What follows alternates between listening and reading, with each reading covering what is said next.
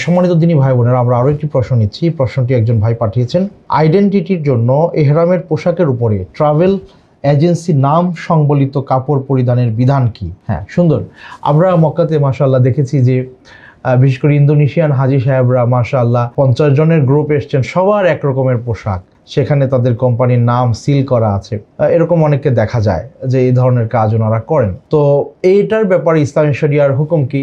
এই ব্যাপারে কথা হচ্ছে, ওয়াল আসলু ফিল মুআমালাতি আল ইবাহা। মুআমালাতের ক্ষেত্রে আপনি কাপড় চোপড় পরিধান করলেন, চলাফেরা, উঠা বসা, লেনদেন, এই সকল ব্যাপারে রাসূল করিম সাল্লাল্লাহু আলাইহি সাল্লাম থেকে যদি কোনো নিষেধাজ্ঞা না থাকে, তাহলে শরিয়ার বিধান হচ্ছে এগুলো বৈধ।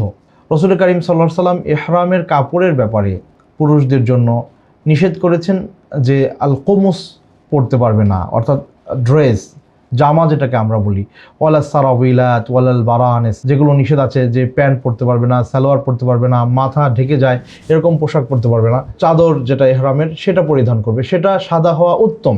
এর বাইরে অন্য কোনো কালারের হলেও কিন্তু বৈধ, নাজায়েজ নয়। তো সেখানে যদি কোনো কোম্পানির কোনো কিছু লেখা থাকে আইডেন্টিটির জন্য, আশা করি কোনো সমস্যা নাই ইনশাআল্লাহ। এই ব্যাপারে শরিয়াতে নিষেধাজ্ঞা নাই, মানে এটা বৈধ। এরকম থাকলে পরে কোনো সমস্যা নাই বিইذনিল্লাহি তাআলা। হাসানা ফাউন্ডেশন, গড়তে আগামী স্বপ্নের নেশন।